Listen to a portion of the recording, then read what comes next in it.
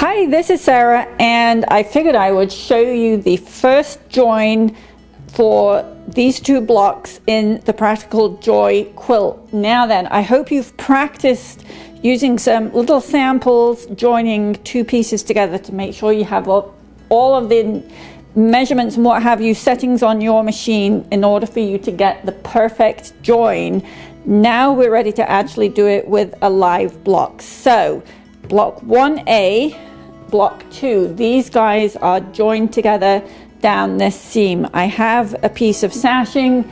It is very well best pressed and it is 2 1/8 of an inch wide. So right side, it has all of the texture in the coloring. On the wrong side, it's just a solid color, which works really well given that we're going to be able to see this wrong side on the back of the quilt. So everything right side up right now. I've got the top of the block facing away from me. I am going to take this piece of sashing and fold it right sides together with this block, and I want to make sure that the ends are exactly in place and we're good along this edge. I'm going to pin this. There's 1, 2, and in order to make sure that I don't get any slippage, I'm actually going to put a pin every 2 to 3 inches. Okay, now to go sew this with that scant 1/4 of an inch seam that you have just practiced. With this sashing stitched onto one piece, we're actually going to wrap the sashing around to the other side before joining this.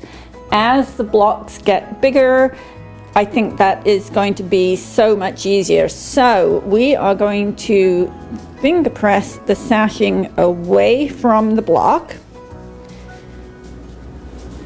Give it a really good press. And if you want to do this with an iron, make sure that you're doing it without steam. You don't want to get any steam on your quilt. That will flatten it like a pancake.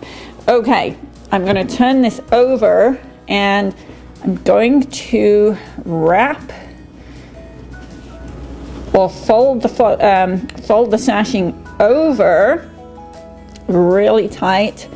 I'm going to pin it like that. And I'm just going to go all the way along here. You want to make sure that you don't inadvertently fold the backing over when you are doing your pinning and wrapping on this end. And we want to make sure that we are right on the money here, straight and straight. Now we are going to go stitch this, and we'll actually stitch it this way around. We want to stitch right in the ditch there between the sashing and the actual block.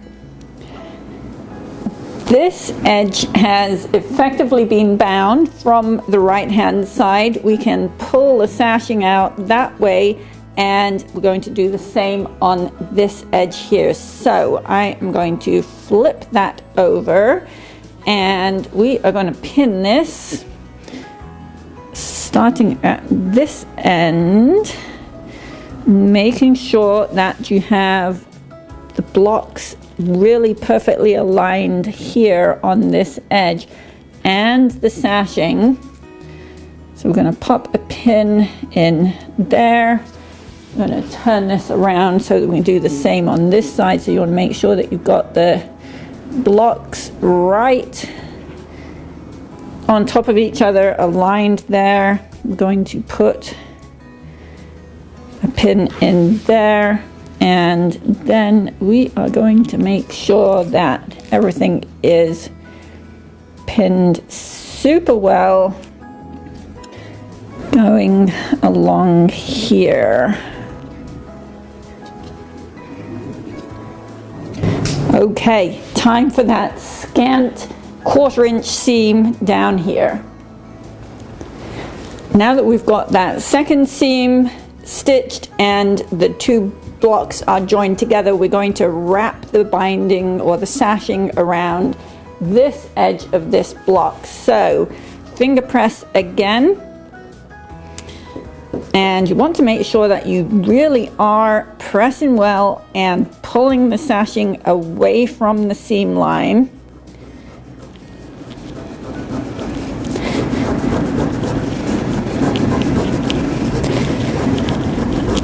There we go. And now we are going to wrap that around, making sure that everything is aligned on the sides. I'm doing this the other way up, and so I'm going to pin in the ditch like that. Make sure that we've got this edge really lined up and straight as well. And put a few more pins in along here to make sure that we have a nice tight wrap around the end there.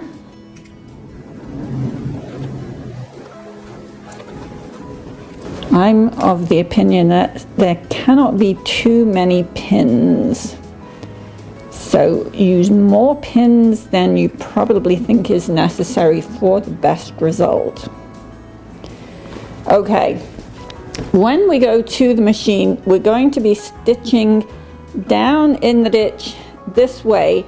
And if you look underneath, we've got, this is kind of over here, adding a little bit of bulk. So as you are stitching down there, depending on the foot that you're using, you want to be careful that the edge of the foot, ouch, jabbed on the pin, you want to be sure that the edge of the foot isn't being pushed by the edge underneath. So if you find that you are drifting because you're pushing here, maybe try your zipper foot, which allows you to stitch on the left hand side of the foot, and it ensures that you don't get any drift from pushing against that. So stitch in the ditch down that seam.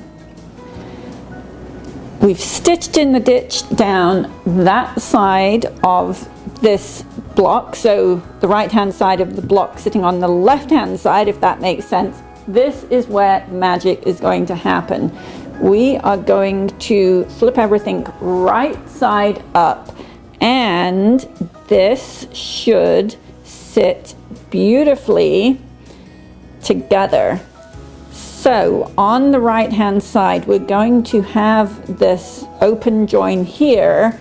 On the back side, we're going to have this solid piece of sashing here. And if we grab a ruler, your sashing on the back should measure pretty much exactly 1/2 inch wide.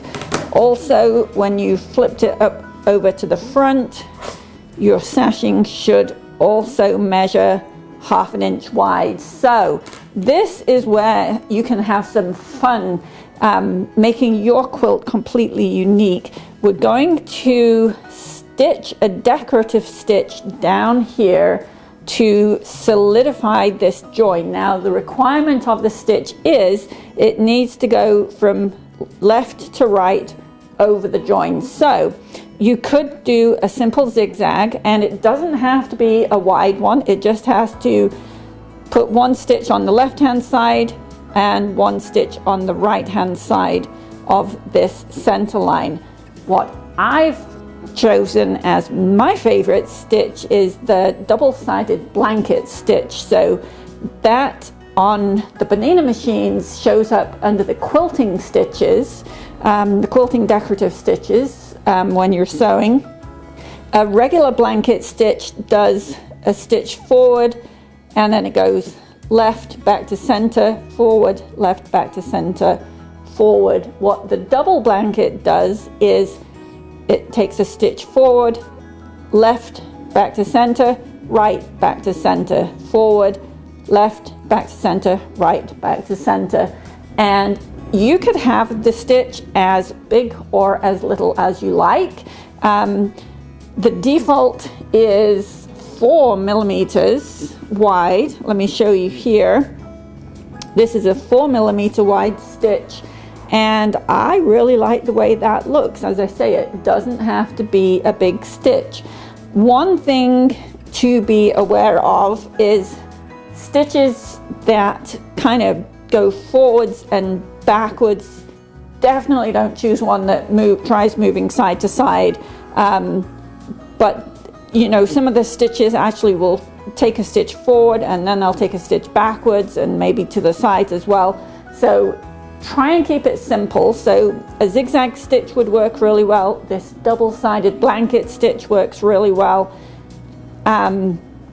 Check your tension before you do it so that you can make sure that the back looks as nice as the front, because you will see it obviously on the back of your quilt, but it's going to look great. Now on the Bernina, I'm going to use the number 10 foot. That is the edge stitch foot, I think it's called, and it has the little piece that sticks out in the center, so I can run that straight down the seam, and it helps me to stay really straight. So let me pop off and get that stitched up, and then I'll be back for a final check-in. The decorative stitching has been done to join these two pieces together, and you can see that is a really solid join. There is no way that is going anywhere. So now that we've joined the two blocks together, we are going to make sure that we haven't added any error, and it's actually likely by joining the two blocks using this method that we may need to do a tiny bit of trimming. So these two blocks should measure 25 3/4 inches from this side to this side. How do I know that? I wrote the instructions and you're going to read the instructions. So 25 3/4 inches from here to here. Let me see, I'm going to bring on some rulers. So I have a 20-inch ruler here. I'm going to pop my calculator into the equation. So 25.75 minus the 20.5 inches that I have from this ruler gives me 5 1/4 inches. And so I'm going to measure 5 1/4 inches from the left hand side of this block. So we've got 5 1/4 inches here. 1, 2, 3, 4, 5 1/4. And I'm going to butt this ruler up against it, and I'm keeping the line here, and I do have a little bit of excess here, and I want to trim it off. The question is, do I want it all come off that side, or do I want some of it to come off that side as well? So I'm actually going to look at where the join line is between the two blocks, and I'm going to nudge the ruler, or rulers I should say, ever so slightly that way, so that I'm right on the edge here. This block is 17 3/4 inches, so I'm gonna have that 17 3/4 inches right on the join line. So I'm gonna have a tiny hair to cut off that side and a tiny hair to cut off this side. So I am happy with that. I'm going to cut here.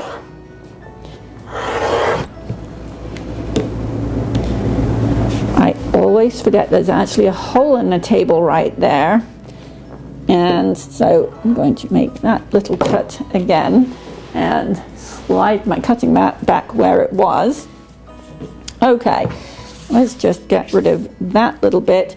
Now I'm going to flip around and we're going to go 5 1/4 inches over here.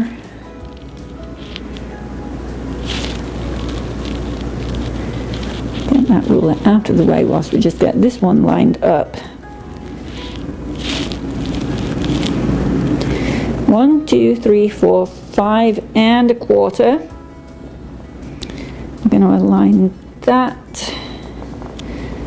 And we've got a teeny tiny little trim to do over here, apart from I am not square there. I'm going to make sure that I am square all the way along. Okay, now we can